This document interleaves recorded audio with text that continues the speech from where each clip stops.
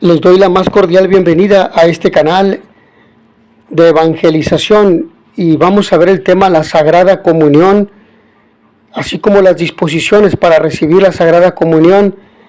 Este tema a solicitud de algunas personas que me han pedido que hable sobre él. Es un tema que tiene por tanto relación con la liturgia y quisiera enfocarme en la instrucción Redemptionis Sacramentum del 25 de marzo del 2004 sobre algunas cosas que se deben observar o evitar acerca de la Santísima Eucaristía. Es un documento que ha sido emitido por la Congregación para el Culto Divino y la Disciplina de los Sacramentos. Una breve introducción al tema es que no hay duda de que la reforma litúrgica del Concilio Vaticano II ha tenido grandes ventajas para una participación más consciente, activa y fructuosa de los fieles en el santo sacrificio del altar. Sin embargo, no faltan sombras. Así no se puede callar ante los abusos, incluso gravísimos, contra la naturaleza de la liturgia y de los sacramentos. También contra la tradición y autoridad de la Iglesia, que en nuestros tiempos no raramente dañan las celebraciones litúrgicas en diversos ámbitos eclesiales. En algunos lugares los abusos litúrgicos se han convertido en una costumbre, lo cual no se puede admitir y debe terminarse. Y precisamente esto a tenor de lo que nos dice el documento que acabo de mencionar en el número 4. La observancia de las normas que han sido promulgadas por la autoridad de la Iglesia exige que concuerden la mente y la voz, y las acciones externas y la intención del corazón. La mera observancia externa de las normas, como resulta evidente, es contraria a la esencia de la Sagrada Liturgia con la que Cristo quiere congregar a su Iglesia y con ella formar un solo cuerpo y un solo espíritu. Por esto, la acción externa debe estar iluminada por la fe y la caridad que nos une con Cristo y los unos a los otros y suscitan en nosotros la caridad hacia los pobres y necesitados.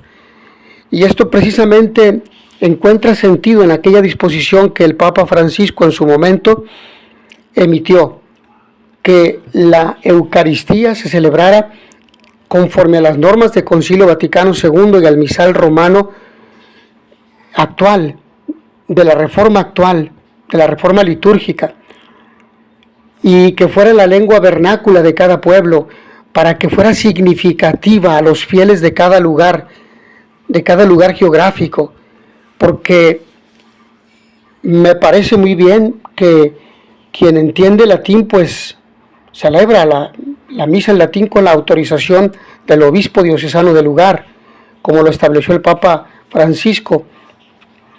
Pero, ¿qué sentido tendría celebrar la misa en un idioma que no entiende la gente cuando se puede celebrar en el idioma con la lengua vernácula de ese lugar? Con lo cual sería más comprensible para las personas y esto promovería una mejor y mayor participación del pueblo de Dios, porque recordemos que Sacrosanctum Concilium nos dice que no solamente celebra el sacerdote, no solamente celebra él o el diácono o el laico preparado para la liturgia en ausencia de presbítero, para la celebración de la palabra, sino celebra todo el pueblo sacerdotal por el bautismo reunido para la celebración eucarística o celebración de la palabra, cuando no hay presbítero, cuando está un diácono presidiendo o cuando está un laico en ausencia de presbítero. Pero el sacerdote, el presbítero y el episcopo presiden, pero todos celebramos, porque somos el cuerpo místico de Cristo y somos el pueblo sacerdotal por el bautismo. Por lo tanto, es importante acatar esta disposición para comprender y evitar dificultades de incomprensiones, encontronazos, discusiones que no tienen sentido. Las palabras y los ritos litúrgicos son expresión fiel, madurada a lo largo de los siglos, de los sentimientos de Cristo, y nos enseñan a tener los mismos sentimientos que Él, conformando nuestra mente con sus palabras. Elevamos al Señor nuestro corazón de esta manera. Cuando se dice en esta instrucción, intenta conducir a esta conformación de nuestros sentimientos con los sentimientos de Cristo expresados en las palabras y ritos de la liturgia. Ahora bien, veamos entonces, una vez que he hecho esta breve introducción, la Sagrada Comunión, las disposiciones para recibir la Sagrada Comunión. La Eucaristía se ha propuesto a los fieles también como antídoto por el que somos liberados de las culpas cotidianas y preservados de los pecados mortales, como se muestra claramente en diversas partes de la misa. Por lo que se refiere al acto penitencial situado al comienzo de la misa, este tiene la finalidad de disponer a todos para que celebren adecuadamente los sagrados misterios, aunque carece de la eficacia del sacramento de la penitencia, y no se puede pensar que sustituye para el perdón de los pecados graves lo que corresponde al sacramento de la penitencia. Los pastores de almas cuiden diligentemente la catequesis para que la doctrina cristiana sobre esta materia se transmita a los fieles. La costumbre de la Iglesia manifiesta que es necesario que cada uno se examine a sí mismo en profundidad, para que quien sea consciente de estar en pecado grave, no celebre la misa ni comulgue el cuerpo del Señor sin acudir antes a la confesión sacramental, a no ser que concurra un motivo grave y no haya oportunidad de confesarse.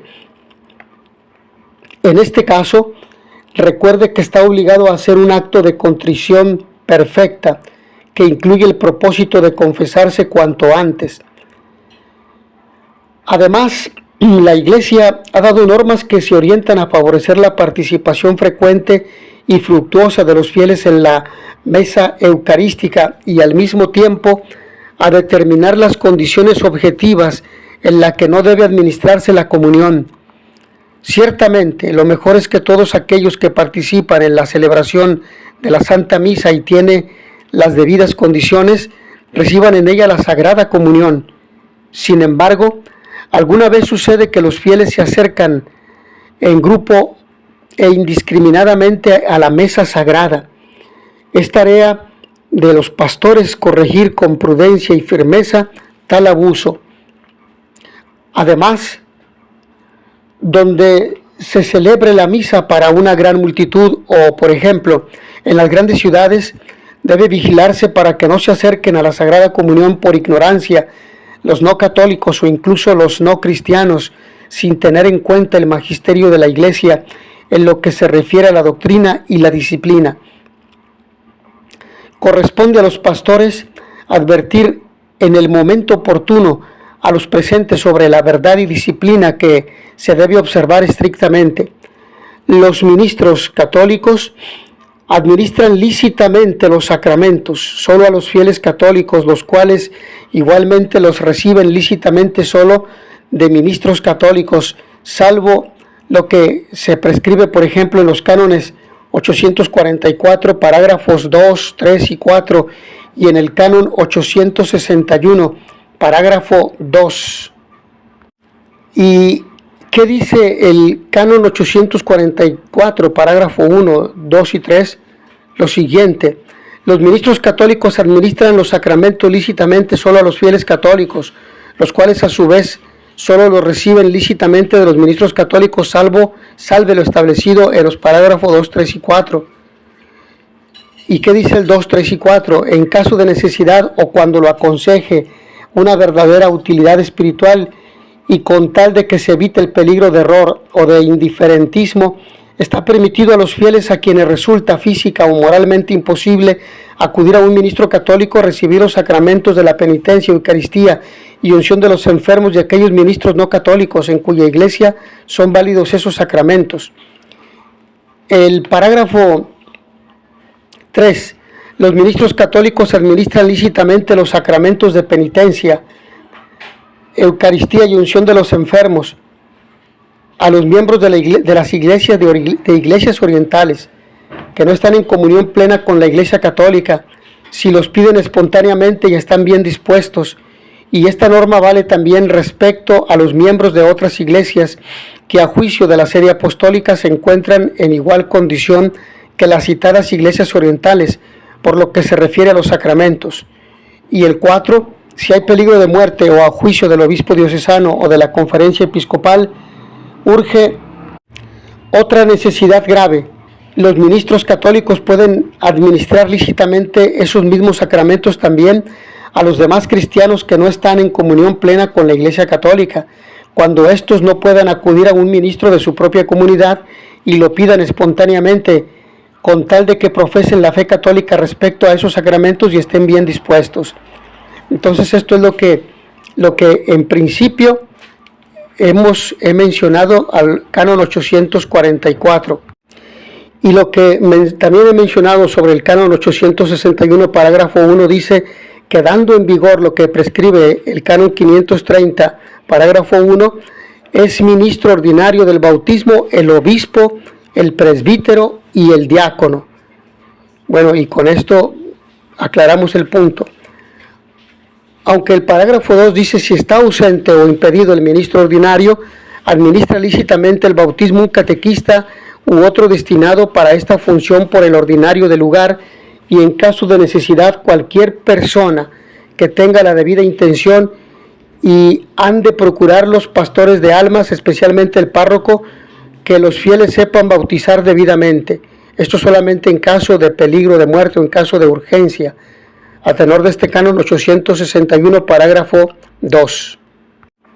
Además, las condiciones establecidas por el canon 844, parágrafo 4, que ya he mencionado, de las que nada se puede derogar, son inseparables entre sí, por lo que es necesario que siempre sean exigidas simultáneamente. Los fieles deben ser guiados con insistencia hacia la costumbre de participar en el sacramento de la penitencia, fuera de la celebración de la misa, especialmente en horas establecidas, para que así se pueda administrar con tranquilidad, sea para ellos de verdadera utilidad y no se impida una participación activa en la misa. También me han preguntado cada cuándo se debe confesar un fiel católico. He escuchado videos donde incluso hay sacerdotes que dicen que la confesión sea cada 3 meses, pero la orientación que yo voy a mencionar es en torno a aquella catequesis que dio el Papa León XIII cuando se reunió en la Plaza San Pedro, en la Basílica de San Pedro, con los coordinadores de todos los grupos representativos. Y allí el Papa dijo, en esa catequesis del 30 de mayo, dijo: es importante que todos los fieles se confiesen por lo menos cada mes. Entonces, si el mandamiento de la Santa Madre Iglesia, uno de los mandamientos de la Santa Madre Iglesia de los 5, dice que hay que confesarse una vez al año por Pascua, es decir, en Cuaresma, para prepararse a la venida de Cristo, mejor dicho, a la muerte y resurrección del Señor, para celebrar con dignidad el paso del Señor por nuestra vida. Pero habrá que confesarse más frecuentemente, cada mes, y esto es enseñanza del magisterio de la Iglesia. Bueno, esta es la respuesta que también doy a la pregunta que me hacían esta mañana algunas personas que me abordaban para preguntarme entre esta pregunta, entre otras más que estoy respondiendo. Por lo que la participación en la misa también debe de ser cada domingo, y es pecado grave no asistir a misa cuando no hay una razón que justifique, por ejemplo, el trabajo, el cuidado de un enfermo, si no son estas razones, entonces hay que ir a misa el domingo, ¿sí? Y cuando no lo permite el trabajo, hay que buscar otro día, como bien lo dice el Papa Juan Pablo II, cuando habla sobre la misa, en su encíclica sobre la misa, sobre la Eucaristía. Entonces habrá que buscar otro día para que ese día de descanso que le impide el trabajo el domingo, pero que le permite en cualquier otro día de la semana, pues que ese día sea como su domingo y ese día vaya a misa. y se participe de esa forma. Eso es importante conocer.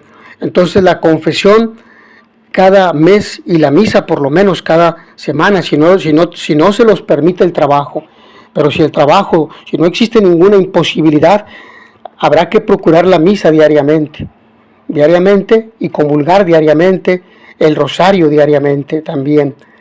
Bueno, por lo tanto, los que frecuente o diariamente suelen comulgar, también tienen que ser instruidos para que se acerquen al sacramento de la penitencia, como ya lo he mencionado, cada cierto tiempo, según la disposición de cada uno.